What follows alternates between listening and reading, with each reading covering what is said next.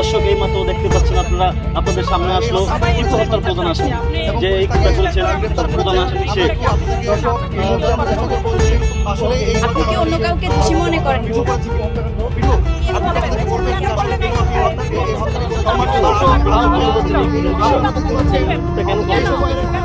আপনি কেন বলেন এই খুনকে? আপনার পক্ষ থেকে কি আর কিছু বলার আছে? খুনটা কি আসলে ঠিক আনুমানিক কয়টার সময় আপনার সাথে কি আরো কেউ জড়িত আছে?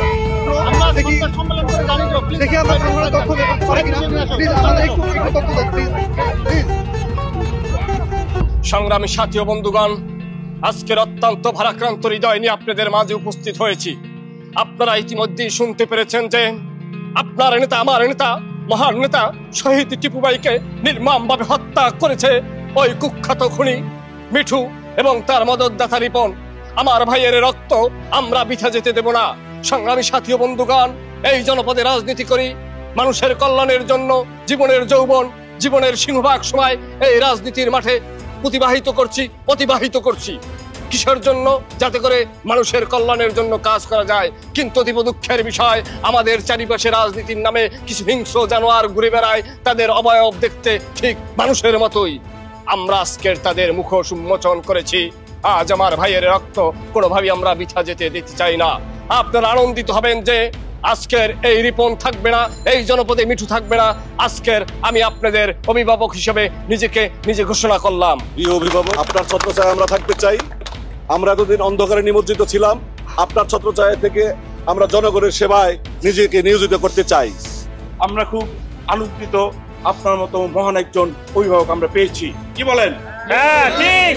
বৃক্ষ তোমার নাম কি? ফলে পরিচয়। আপনি আমাদের বৃক্ষ, আপনার ছত্রছায়ায় আমরা থাকতে চাই। আমার ভাইয়ের রক্ত বৃথা যেতে দেব না, বৃথা যেতে দেব না। আমার ভাইয়ের রক্ত রক্তের বন্যায় ভেসে যাবে অন্যায়, ভেসে যাবে অন্যায়। রক্তের বন্যায় টিপু ভাইয়ের রক্ত বৃথা যেতে দেব না, বৃথা যেতে দেব না। খুনিরা সব গেলেই কই হই হই রই রই, আর কোনো দাবি নাই। মিঠুরিপনের ফাঁসি চাই, মিঠুরিপনের ফাঁসি চাই, আর কোনো দাবি নাই। রক্তের বন্যায় ভেসে যাবে অন্যায়, ভেসে যাবে অন্যায়। রক্তের বন্যায় হই হই রই রই, খুনিরা সব গেলি কই, খুনিরা সব গেলেই কই হই হই রই রই। আচ্ছা, টিপু সাহেব তো অনেক পরিচ্ছন্ন রাজনীতিবিদ ছিলেন, মানুষকে সাহায্য সহযোগিতা করতেন, বিপদ আপদে হেল্প করতেন। তুমি তার মতো মানুষকে খুন করে দিলেন? তুমি কি জানো এটার কারণে তোমার ফাঁসি হতে পারে? তোমার অনুশোচনা লাগছে না? না, আমি চাই যত দ্রুত আমার ফাঁসি কার্যকর হোক। বলো কি তুমি নিজেই চাও তোমার ফাঁসি হোক, কিন্তু কেন? আমি যখন খুব ছোট, আমার মা আমার কপালের ঠিক এই জায়গায় টিপ দিয়ে দিত, যাতে কারো নজর না লাগে। অথচ আমার বাপ হাসপাতালের বিছানায় দিনের পর দিন কাতরাইছে। আমার মা আমার জন্য রাতের পর রাত কান্না করে বালিশ ভিজায় ফেলছে। আমি তাদের দিকে নজর দেইনি। যে বাবা মা আমারে দুনিয়া দেখাইলো, আমি তাদের দুনিয়াটা ধ্বংস করে দিলাম। সবচেয়ে বোকা হইলো আমার ছোট বোনটা। বাড়িতে যদি একটু ভালো মন্দ কিছু রান্না হয়, আমার দুইজনের তো সমান সমান খাওয়ার কথা, কিন্তু ওনা কখনোই আমার রাইখা কিছুই খাইতো না। আগে আমি খাইতাম, তারপর ও খাইতাম। আমি খুব আরাম করে খাইতাম, আনন্দ নিয়ে খাইতাম। আর আমার বোনটা সেই খাওয়া দেখে আনন্দ পাইতো। আমি আমার পেটের ক্ষুধা মিটাইতাম, আর ও নাকি ওর মনের ক্ষুধা মিটাইতো। আমি যখন বাসা থেকে বাইর হইতাম, আমার মা দৌড়ে আসতো, আমার শার্টটা ঠিক করে দিত, বুতামটা লাগাই দিত। আমার বোন আমার মাথা আশ্রয় দিত, যাতে আমার দেখতে সুন্দর লাগে, মানুষ আমার নিয়ে বাজে কথা না কয়। কিন্তু আমার মা, আমার বোন প্রতিটা দিন আমার জন্য মানুষের কাছে বাজে কথা শুনতেছে।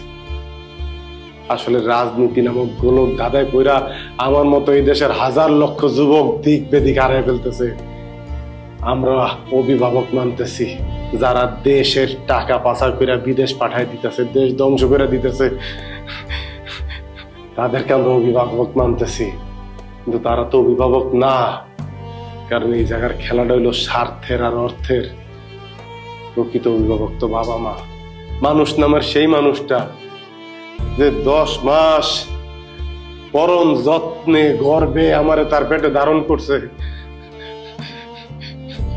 কিন্তু তার মনে আমি যে পরিমাণ কষ্ট দিছি এই রাজনীতি নামক মরণ খেলায় নাই মা।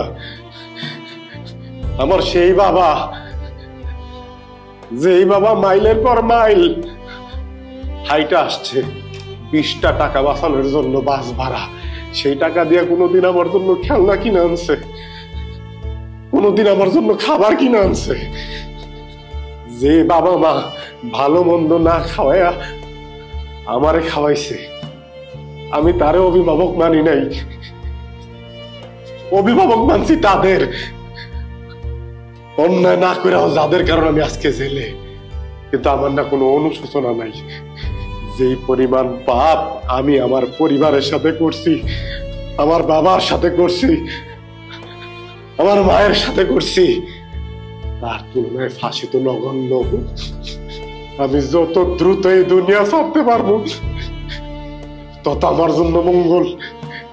আমার প্রতিটা শ্বাস প্রশ্বাস আমার জন্য ভারী হয়ে যাইতেছে। আমি আল্লাহর কাছে ফরিয়াদ করি, আল্লাহ তুমি আমার আরো শাস্তি দাও মাবুদ, কিন্তু আমার এই পরিবারটারে তুমি দেখা রাখো। আমার ছোট্ট বোনটারে যে না খেয়ে আমারে খাওয়াইতো, আল্লাহ আমার কারণে যেন সে বেজ্জতি না হয়।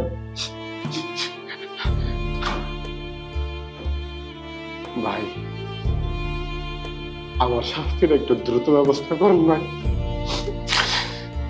আমার শাস্তির একটু দ্রুত ব্যবস্থা করেন।